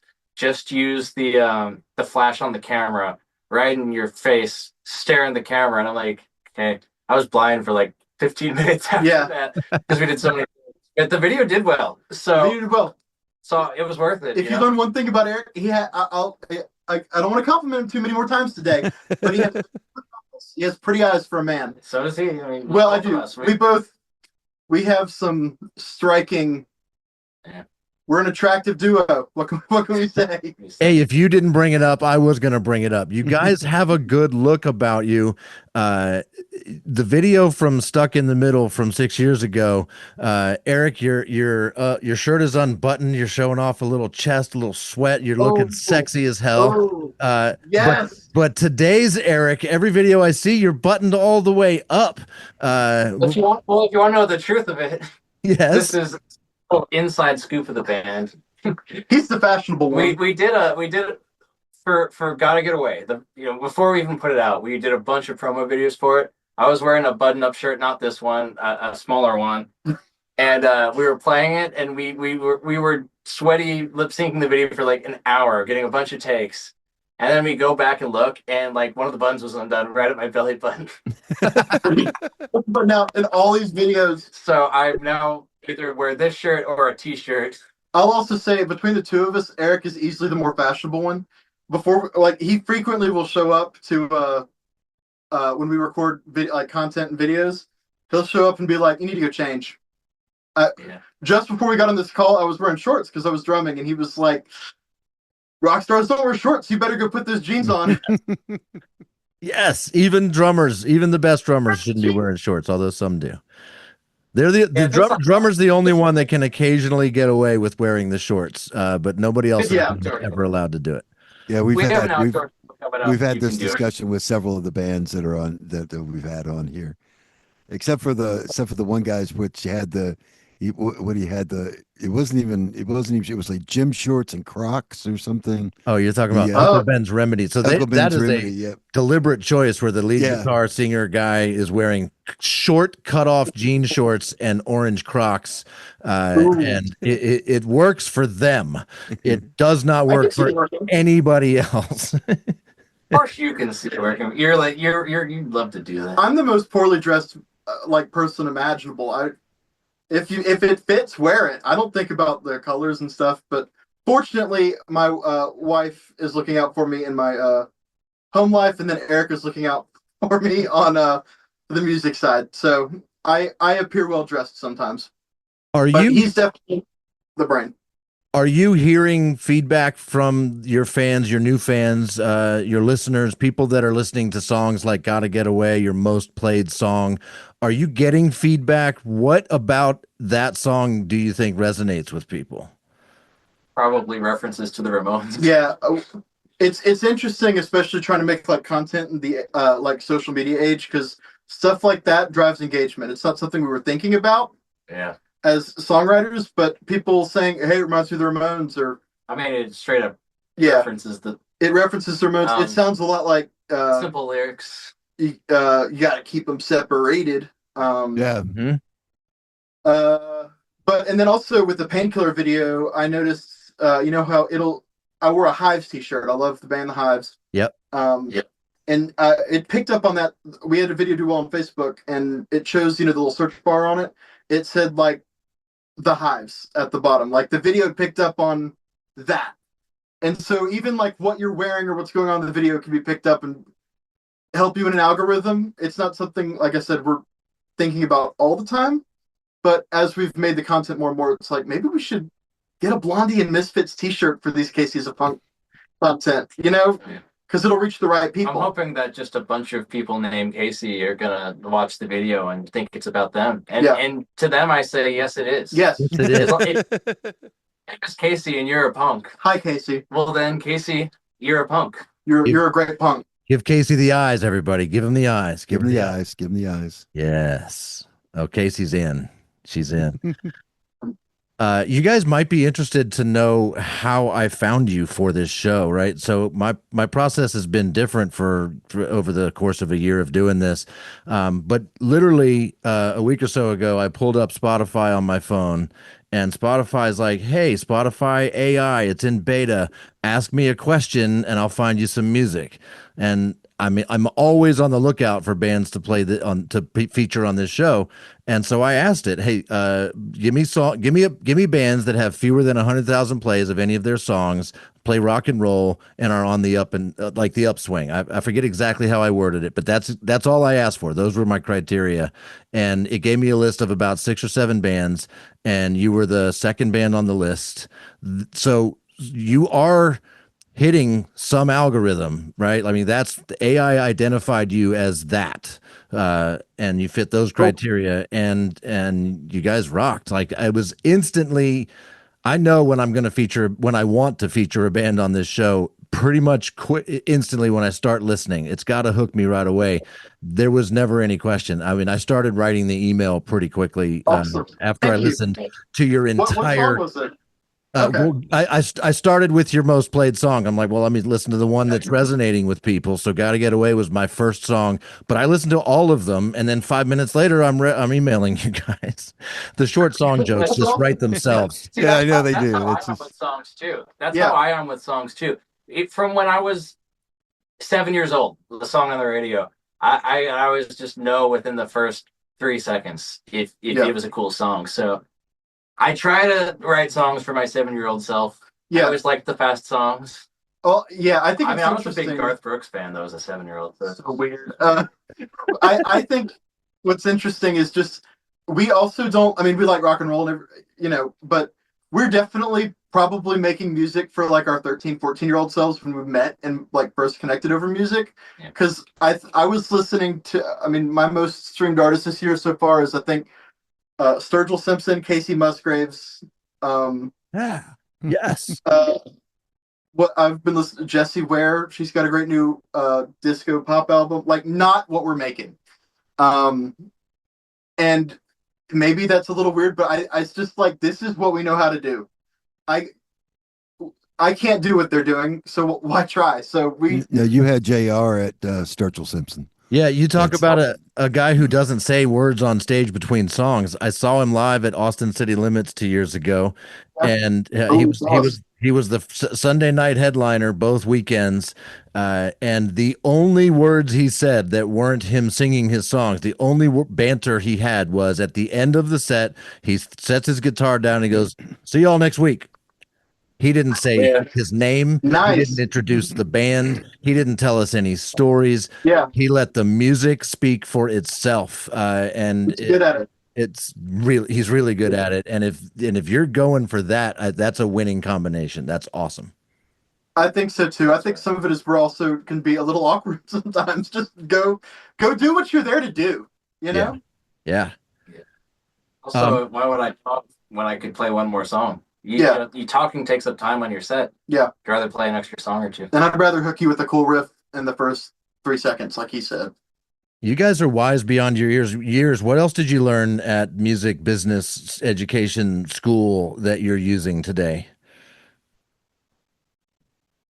I don't know if there's that much. I think some of it's just been experience. Like I think there's probably 100 things because we knew a lot of the recording like technology people, and so one of the I think the coolest thing about our college experience was uh we moved to an area in Nashville, and so us and our band we met with people, and we would have like a state of the art recording studio that we would have 8 hours completely overnight, and just be able to like go in, set up, and record with our friends, just because we wanted to do something cool with them, make something. So I think learning how to mic a drum set and set all this up and be able to record it, like this is not hard for us because we've just done it so many times. I think just how I said we can send you um, like our recording. We're already set up to do it. We've learned it. Um, I don't know if it's necessarily something that's we can really speak to, something we've learned and retained and something everybody could learn, but just I think the experience of doing something over and over like that and just learning and reaching out to people and being helpful. I always try to see it as our job is we try to make whoever we're interacting with. I want to be make your job as easy as possible, whether you're interviewing us or whether you're watching us on stage. Just we want to be able to do our best to put on a good show, and also of course be prepared as we can to course correct if something goes bad, like if the mic isn't on. You got to be prepared for both things. Yeah. Just a lot of experience, I think. So how long have y'all been out of school at this point? Has it been 10 years that you're out of school, that you're graduated Eight? from business school? 6. Oh, six. 6 Oh, it is years. six. Yeah. So the Cover that. socials were becoming a part of that equation when you were in school and learning about it. Has how much It's can changed. you can you pontificate at all on how much it's changed since then? And it's like, did the school prepare you for that change? And is it going to get worse or, better, or did they It's give you definitely changed. You're probably more apt to answer this question, but Yeah, I mean, it's social media definitely has definitely changed. changed. I mean, because back when we were a band, it was all follow for follow on social media. TikTok was musically. TikTok was musically, yeah. I didn't even have TikTok back then. Yeah. Short form content wasn't a thing. It was all about, having nice music videos. I mean, now you do the music video because you want to do a music video, which gives you a little bit more freedom. Yeah. I mean, back in the day, like Facebook events were a big thing for the college shows, and I would see who went to the Facebook event, and I would follow them with the band account, hoping they'd follow us back. And now it's like people don't care about follower accounts.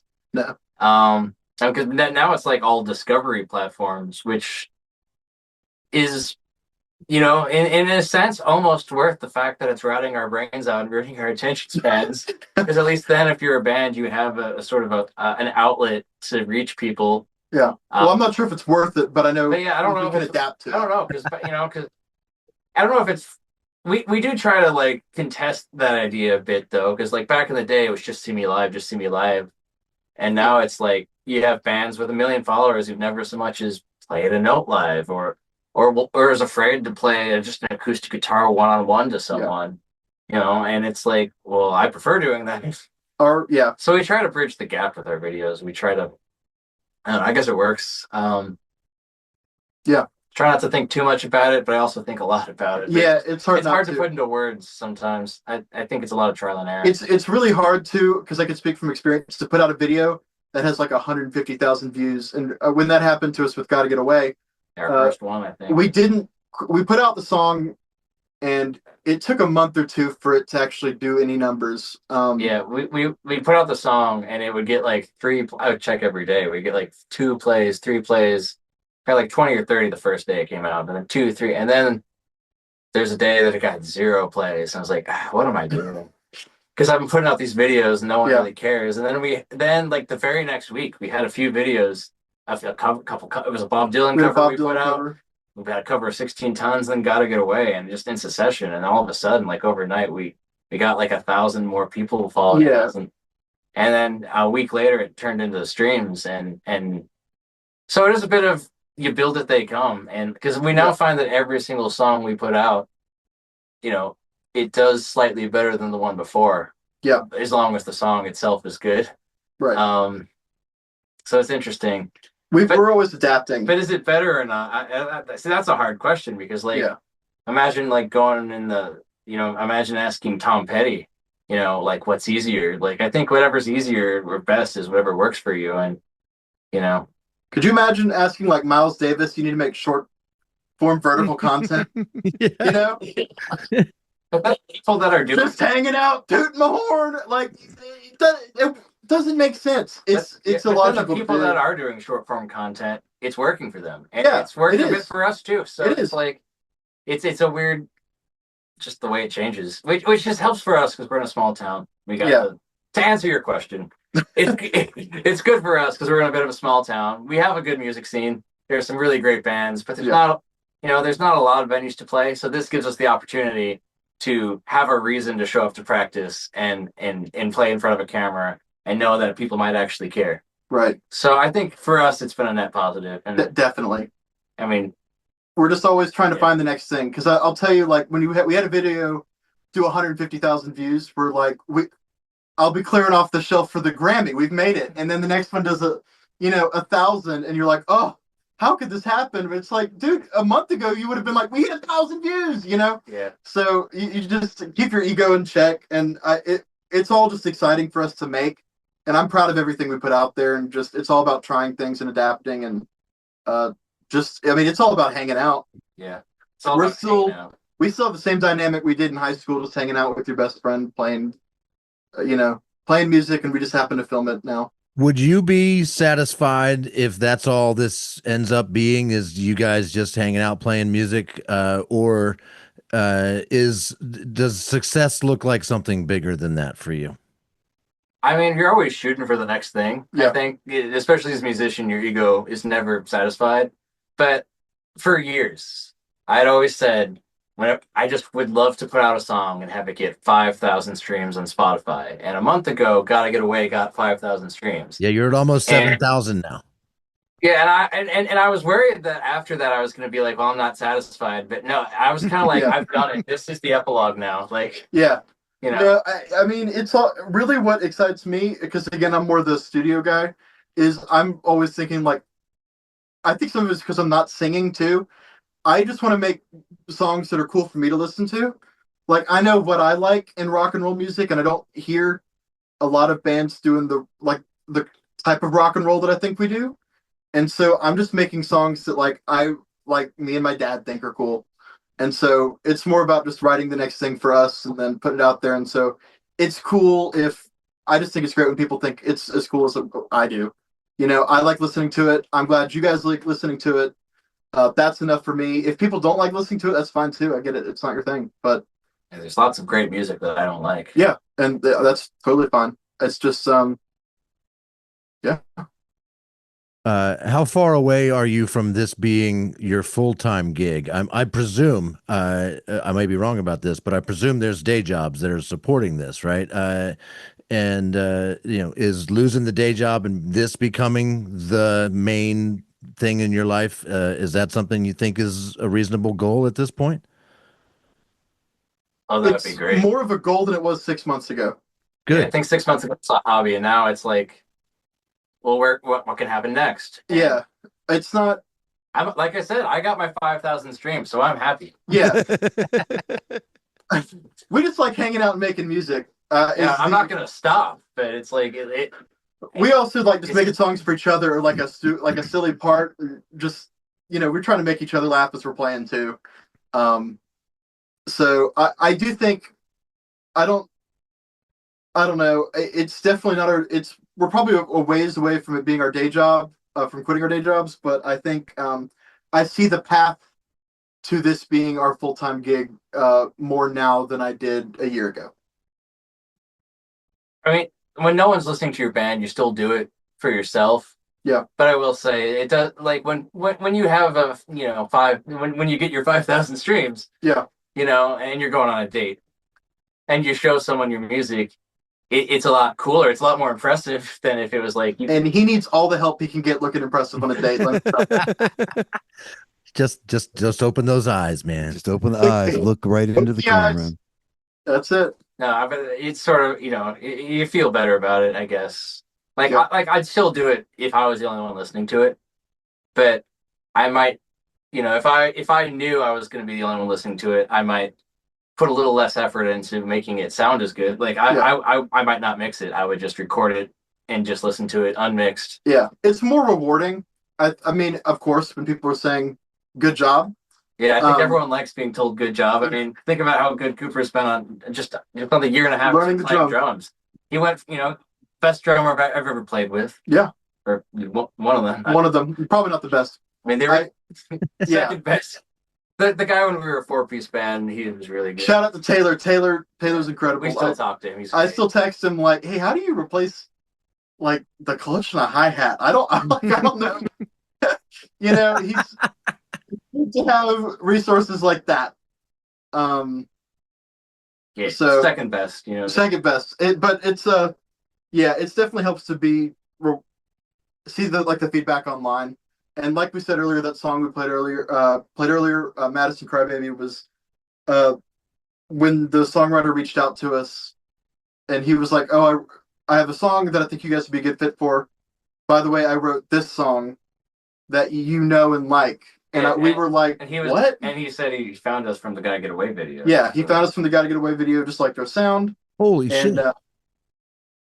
And so we recorded the song, and we're really proud of it. But yeah, that'll be out in a month or two. Yes. It's not mastered yet. It will be mastered in a week or two. So we're waiting on that. We'll have more to promote soon. It's going to be a really cool. I'm excited to get that song out there. Well, I can tell you this. We are honored that you chose to play it for us at this point. That's excellent. And you guys really did come to play here. I was telling Gary earlier, probably the most prepared band we've ever had on this show. The fact that you thought to send us an unreleased single that we could release on the show, and we didn't have to ask you for that. Fantastic. You sent me some questions to prompt me, which made my job easier. Normally, I'm coming up with a list of questions that are interesting and great, and your list of questions was better than what I would have come up with. I doubt that, but thank you. And your willingness to sit here and talk and jab each other and poke fun and compliment and be yourselves. I will not be surprised at all when you do get to put in your 2 weeks notice on your day jobs and do this full time. And I hope that fulfills you, because you're making great music that resonates well with me. We are about at the end of this. Gary, do you have any last questions before we say goodbye? Well, yeah, just mainly for Eric. I was kind of intrigued with your Starcaster in the earlier things, and I saw that you were showing the new guitar as I came in. What brand is that? What is, or what? So the Starcaster is probably still. Well, I don't know. This one's really good. So I had a. Is that an Eastman or? No, this is a Schecter. Oh, so they don't just make metal guitars. This is a Schecter Spitfire. I got it in a trade. I had 2 Stratocasters, and the white one that you guys might have watched in a few of the videos, I don't have anymore. It turned into this. Mm-hmm. The Starcaster is not here right now. I keep breaking the B string, so I had someone file it down. I haven't swapped the string back, so this is the one we have today. But also, I just wanted to play it because I just got this guitar. Yeah. And now we're having a big debate as to what's going to be the guitar moving forward. Probably both. I love the Starcaster, especially with the duct tape over the F holes. I think that's kind of classic. We get you did such a good job with it too, because usually it gets all nasty and gummy and everything. But that's electrical tape. It's not even duct tape. Oh, it's electrical tape. Oh, that's so better. Yeah, back in the day, I would make my own racing stripes on guitars with electrical tape and swap them out a different color every show. Have not done it on this one yet, but I might. What do you think? What color do you think I should put right there? Yellow. Or should I leave it yellow? That would be Bright really cool. yellow. Yeah, I might do that. We're gonna write Gary on it. So you know it's for you. Yeah, I want to see Yeah. that in an upcoming vertical video. Yeah, man, that'd be Or awesome. or a real song video. That's great. But my prediction is you're gonna get you get addicted to that Wang bar. I saw you were having a little bit That's of the fun thing. with He it. has. Just I already have, yeah. and He it's told going to me be that this is very the back- difficult to get away from it. It would be very. Well, this was difficult. supposed to be the backup to the Starcaster, but it's lighter. So I don't know. Starcaster is kind of heavy. That And it's strap got is the it's Wang 4 bar. inches. Yeah. So I don't know. Our next show, who knows which one I'll play as the main guitar, but they'll both be there, so maybe both. Yeah, take a look at that. Woo! And the purple is absolutely gorgeous, man. And it's also got a little bit of that action. a little bit of that action, foils. yeah. If we ever want to make it's a Schecter. That's crazy. Of course, everybody's trying to get going with the vintage Italian and Japanese look guitars now. That's because Eastwood is it Eastwood or Eastman? Eastman. Eastman has made their entire company around building those old guitars that literally no one wanted. 40 years ago, no one wanted them, and now that's become their thing. That was one of the trades. Was I could have got a Japanese lawsuit era Les Paul, but I picked this one because I thought it looked really cool, and I just took a gamble on it. It would sound good. Yeah, I think you got the better because that one's a lot lighter than that lawsuit Les Paul, man. Those things are bricks. Cooper, Eric, y'all have any questions for us? I don't think so. Other than just Other than please send me some lists of bands I need to know. yes. So And I mean, It's this all has been there on fun talking to you. bunhopod.com. Yep. Each band we have featured has their own page on our website, bindhopod.com, and we think they're all great. Bands that I would recommend specifically you guys go find and listen to, the Anti-Groupies, all-female band out of San Diego or LA, making short pop punk songs, and they kick ass. Dead Billionaires out of Richmond, Virginia, another one I would recommend you check out. Yeah, those are the first two that come to mind, but you can't go wrong. We don't feature bands we don't think are kind of awesome, so they're all great. Yes. Nice. Cool. We'll check them out. There's I guess definitely another some. question. There's definitely some that we will in the very near future be chatting about of who to put on the same bill with other bands. We are not completely actively, but definitely in the background trying to put together Our own dream concerts of our all own these dream bands that we've concerts, featured, so- So We do it. We do it. and if you ever find yourself thinking about making a tour coming through the Mideast, we're here in Charlottesville, Virginia. So Mideast, that's not right. Middle Atlantic. How about that? But reach out. We're coming right from you from El Jazria. Yeah, we can at least put you in touch with the people that book the venues here in Charlottesville. There's some pretty cool places to play. So Awesome. that'd be fantastic. Eric Cooper, thank you again for being on our show. I can't wait to get the recordings of what you've done in the room there with us. I'll put that all together, and this will drop on Wednesday next week, May 20th. And then your single, Katie is a Punk, drops the Wednesday after that, Wednesday, May 27th. If I got those dates right, we'll give people a week where the only place they can hear Katie is a Punk is on this episode of Bands You've Never Heard of. Thank you so much for being so cool. I was just checking the dates. That's That's right. right. Casey's a Punk out May 27th. Yes. Perfect. All right. Well, thank you guys for having us. I hope we can talk again sometime soon if possible. Hey, man, whatever you want. I'd love an opportunity to come back and do this again, like a year from now. New album out, you've grown. You're a band everybody's heard of. We'd love to circle back on that. So that'd be great. Awesome. Yeah. Well, great talking to you guys. Thanks, Cooper. Thanks, Eric. Thanks. Peace out. Thanks, you guys. guys. Have a good one, guys. Keep it Thank you. rolling. Well, that was awesome. Live music. Live music for the first time. It was amazing. Well, that was a lot of fun. This episode of Bands You've Never Heard Of is and always will be a production of Ranchan Records. That's at ranchanrecords.com. Bindho, or Bands You've Never Heard Of, is this show hosted by us, Gary Hawthorne and J.R. Stoffel. Bindho is written entirely by JR and reacted to in real time by me, Gary. Although I'm going to give a total assist to Eric and Cooper, who sent me a list of questions that I did not have to write. So, written by Eric, Cooper, and JR. That was cool because they just, and those questions just kind of smoothed right in. I couldn't tell which were yours and which were theirs. That's the magic I bring to the table, is to make the questions feel like I just thought of them, and make them all organic and stuff. This show in particular, this band expressly wrote in their email, "We want you to play our songs on your show." And they even played our songs for us on the show. So YouTube, please don't send me a copyright claim on this video. And if you do, I'm going to send you a copy of that email and ask you to watch the fucking show, because we have the band's express permission to play the songs on this episode of Bands You've Never Heard Of. That's always the thing. But I think those claims are just literally that, hey, we're going to be sending the money to these guys, not to you. Well, and that's cool too. We have yet to get a copyright strike, so we're in good standing with YouTube. No concerns there, but yeah. Yeah, the only place we've gotten a strike was TikTok. So from our stuff. So.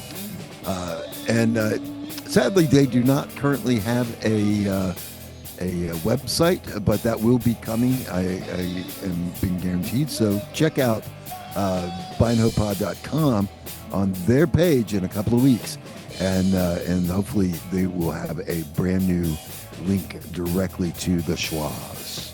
Yeah, Gary will put all the links to all their socials probably in there, and everything. So you'll be able to find the band, Eric and Cooper, and all their stuff. Just go to bindhopod.com.